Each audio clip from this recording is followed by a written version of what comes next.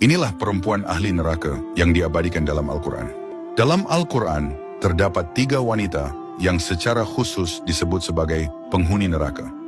Kisah mereka menjadi peringatan agar kita tidak terjerumus pada jalan yang salah, meskipun berada dekat dengan orang-orang saleh.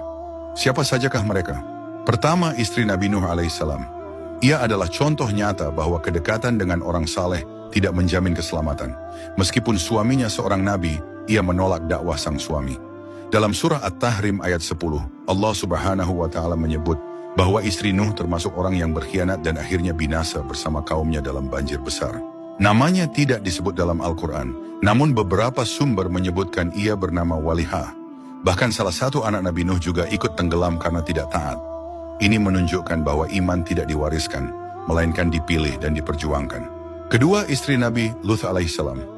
Ia hidup di tengah kaum Sodom yang terkenal dengan perbuatan keji. Alih-alih mendukung dakwah suaminya, ia justru berpihak pada kaumnya yang durhaka. Ketika azab Allah Subhanahu wa Ta'ala diturunkan berupa gempa dan hujan batu, istri Nabi Lut tidak diselamatkan karena ia termasuk dalam golongan yang berbuat maksiat. Dalam surah Hud ayat 81, dijelaskan bahwa Nabi Lut diperintahkan meninggalkan istri yang durhaka itu. Menurut beberapa riwayat, ia dikenal dengan nama Walihah. Ketiga, istri Abu Lahab, yang bernama Arwa binti Harb atau dikenal sebagai Ummu Jamil. Ia bukan hanya istri dari musuh besar Rasulullah SAW, tetapi juga turut aktif menyebarkan kebencian dan fitnah terhadap beliau. Ia dikenal suka membawa kayu berduri dan meletakkannya di jalan yang biasa dilewati Rasulullah SAW.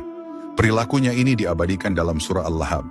Allah Subhanahu wa Ta'ala menyebutnya sebagai pembawa kayu bakar, yang bermakna pembuat fitnah dan adu domba. Bersama suaminya Abu Lahab, ia dipastikan masuk neraka. Ketiga wanita ini menjadi pelajaran penting bahwa status sosial, hubungan keluarga, bahkan kecantikan sekalipun tidak akan menyelamatkan seseorang jika hatinya menolak kebenaran.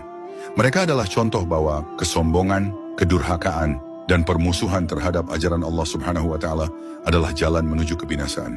Semoga kita dapat mengambil pelajaran dari kisah-kisah ini agar senantiasa memperbaiki iman, menjauhi kemaksiatan, dan istiqamah dalam menjalankan perintah Allah Subhanahu wa Ta'ala dan Rasul-Nya. Wallahu alam.